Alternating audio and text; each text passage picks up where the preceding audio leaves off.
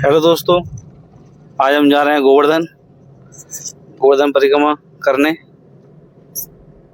गोवर्धन वैसे तो सभी लोग जाते होंगे, पर किसी को परिक्रमा क्यों लगाते हैं या किस लिए लगाते हैं या किसकी लगाते हैं, इन सब चीज़ों का पता नहीं होगा। तो आज सुनते हैं हमारे सर से इसके बारे में।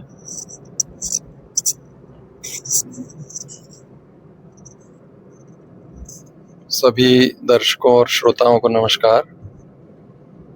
आज बड़े खुशी की बात है कि हम दोनों गोवर्धन की परिक्रमा के लिए निकले हैं। लगभग हर महीने हम कोशिश करते हैं गोवर्धन की यात्रा करने की। कहा जाता है कि जिंदगी एक सफर है सुहाना। ये सुहाना सफर तभी बन पाता है जब इसमें हम अध्यात्म को, भगवान को शामिल करते हैं।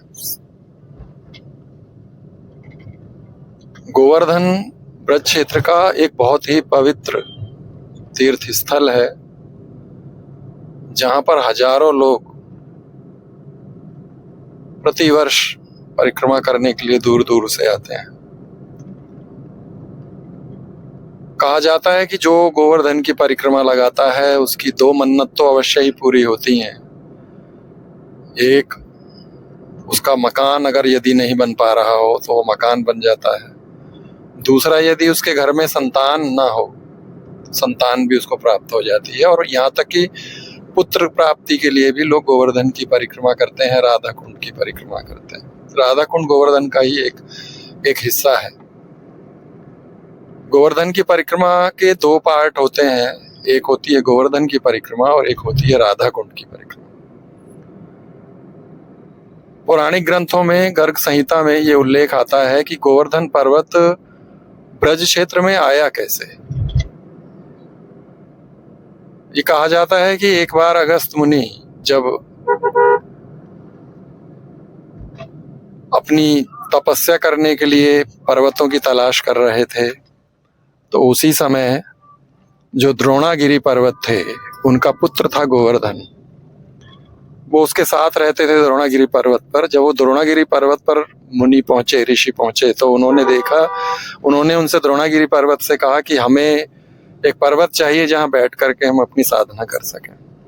द्रोणागिरी ने बहुत सारे पर्वत उनको जगह जगह जो थे वो दिखाए, लेकिन जो अपना पुत्र उनका था गोवर्धन, उन्होंने उसको पीछे छुपा रखा था। ऋषि को ऐसा लगा कि इनके पीछे कुछ है। उन्होंने कहा कि ये पीछे तुमने क्या छुपा रखा है। द्रोणागिरी पर्वत ने बहुत टालने की कोशिश की, नहीं कुछ नहीं है मुनिवर, कुछ नहीं है।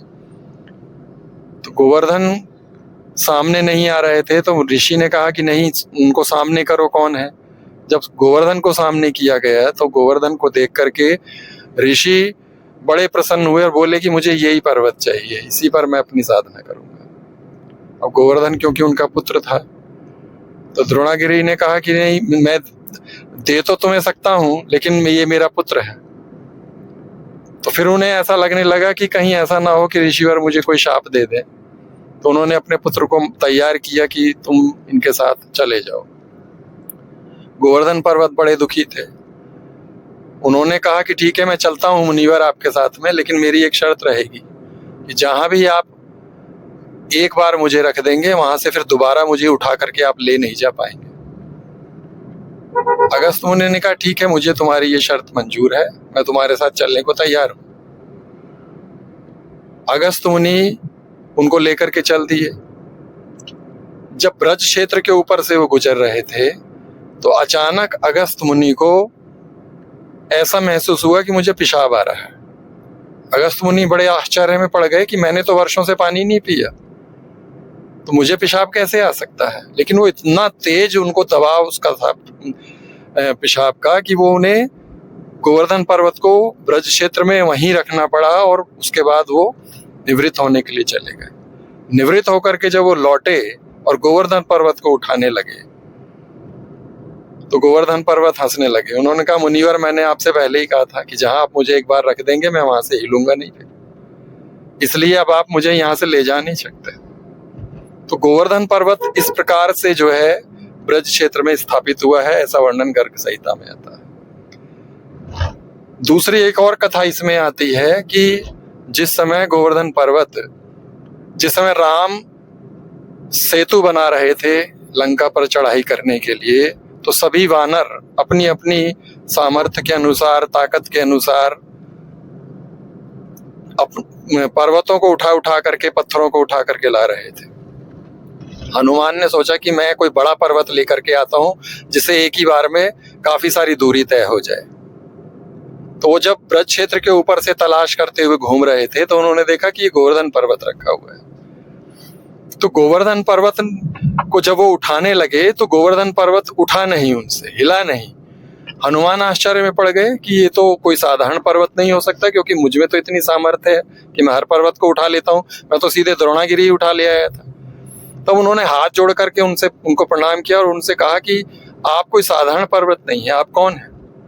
तब उन्होंने बताया कि मैं गोवर्धन हूं और बिना मेरी मर्जी के आप मुझे हिला नहीं पाएंगे। तब हनुमान ने उनको अपना परिचय दिया, बताया कि मैं राम का दूत हूं और मैं ये चाहता हूं कि राम जो लंका पर चढ़ाई करने के लिए पुल बना रहे हैं उसमें मैं आपकी सहायता लूं, आपका सहयोग लूं। गोवर्धन पर्वत को ये पता था कि जो राम है ये विष्णु है और आगे चल करके यही कृष्ण के रूप में आएंगे। इसलिए उन्होंने तुरंत जो है सहर्ष उनकी ये बात स्वीकार की और उन्होंने कहा कि हाँ, तुरंत मुझे उठा लो और मैं तो चाहता हूं कि मैं किसी तरह से भगवान के काम में आ जाऊं। और जब वो उनको उठाने लगे, इतने में राम जो है उन्होंने आकाशवाणी की कि हनुमान जहां कहीं भी हो लौटाओ, पुल का काम पूरा हो गया है। तो गोवर्धन पर्वत को हनुमान ने वहीं रखा और तुरंत वहां से लौटने लगे।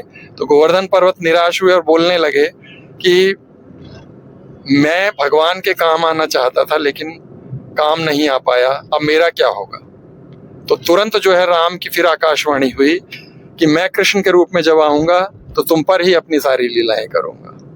तो इसलिए गोवर्धन जो हैं वो भगवान के बहुत बड़े भक्त हैं। जो व्यक्ति भगवान की भक्ति चाहता है उसको गोवर्धन की परिक्रमा अवश्य करनी चाहिए, क्योंकि जब हम गोवर्धन की परिक्रमा करते हैं तो उनसे हमें मन में ये इच्छा रखनी चाहिए कि हमें भगवान कृष्ण की भक्ति प्रदान करें।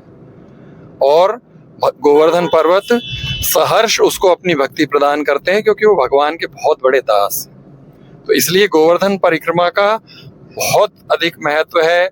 जो भौतिक जगत के लोग हैं वो अपनी मन्नतें पूरी करने के लिए आते हैं, जो आध्यात्मिक जगत से जुड़े हुए लोग हैं वो अपनी भक्ति को बढ़ाने के लिए यहाँ पर आते हैं।